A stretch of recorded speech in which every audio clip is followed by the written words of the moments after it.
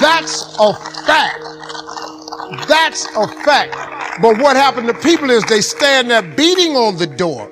Open it back up. We're going to do a write-in campaign. Where are you leaving? I got to have my job. What about my benefits? Hey, stop. The door is closed for a reason. Because God just wants you to walk up the hall because he got another door. It's bigger. And when you open it and get behind it, you ain't going to believe what's back there.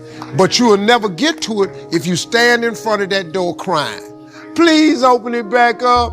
Help me. My family's... Stop. Go up the hall, man. These people that close doors in your face, they ain't the only door. They ain't the only door. God is the creator of all doors, man. I'm going to just go see what else he got for me. I don't even worry about that. Here's another one. Don't put all your eggs in one basket. Oh, this is a very dangerous one, young people, because now, don't put all your eggs in one basket. Well, that would depend on what your basket is made of, wouldn't it? If you got it in the right basket, you got to put all your eggs in one basket. How else you gonna make it? Success is an all-out assault. It's everything you got into one direction in order for it to be successful. You can't open up 6 businesses at the same time. You got to open up one, pour your all into that. You got to go to college to get a degree. You can't enroll in 6 colleges. You got to focus, man. Put all your eggs in one basket. Make your basket out of work, hard work, faith, prayer. Put all that in that basket, glue that thing together, and put them eggs in that basket so you can be what you want to be. Because you're not going to be successful if you don't put all your effort into one thing. You ain't going to make it, man. Success is difficult.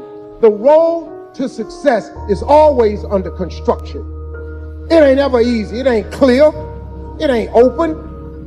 You got to do that. And be wary of this one right here, though. Always have a plan B. Let me tell you why I never have a plan B.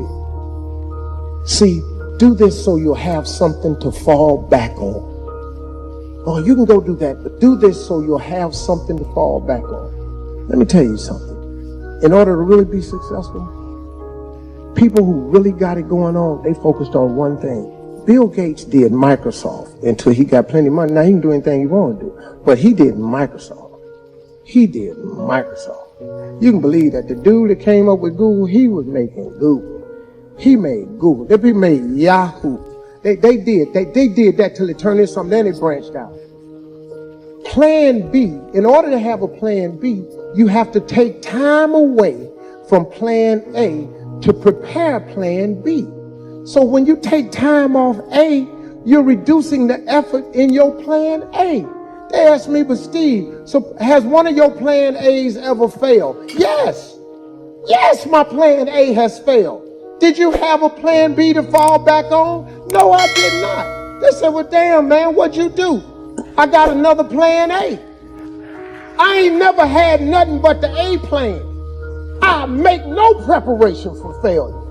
I ain't got no plan for B. I'm my own got B. I got A, man. I got A. I was going to tell these jokes until I turned them into a money-making venture. October 8th, 1985, I walked in Hilarity's Comedy Club. I won an amateur night for $50. I went to work the next day. I quit my job. My first wife said, this is ridiculous. We got these twins. You can't quit your job. I got to go. This is it. This is all I've been dreaming about. I see a way. A light bulb went on. Hey, man, when I won that night, I cried for an hour all the way home. I cried because it was like, man, God, I see it now. This is what I've been waiting on. I walked into one comedy club, won $50. Went to work next day selling Commonwealth life insurance, quit my job making $675 a week. I made $50. The first month in comedy, I made $150. The first year in comedy, I made $3,000. My wife left me. I saw that coming. I said, her and her mama, they made that joint decision together that every time I used to drive home, you ain't gonna ever be nothing. It took me years. I lost everything. I became homeless. I lived in a car for 3 years. Lord have mercy. I just kept that plan A. I kept that plan A, man. I told these jokes. I took a gig for $125, $250.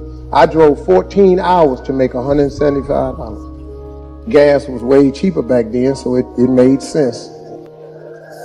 I go out there and do the gig, man, sent whatever money I could home, so now I'm homeless, I can't do nothing. 3 years I lived in a car. Had an occasional hotel every now and then, but 3 years I lived in a car. You know what I kept doing? I kept telling them jokes. When my family members would catch me, Steve, come on home. I call home, ask for money. Steve, come home, get a real job. I said, no, I'm gonna stay with it. I'm gonna be all right. Can you wire me $50? Can you wire me $75? But brother said, don't ever call me no more, ask me for no more money. I ain't got nothing for you. You need to be a man and come home and get a real job.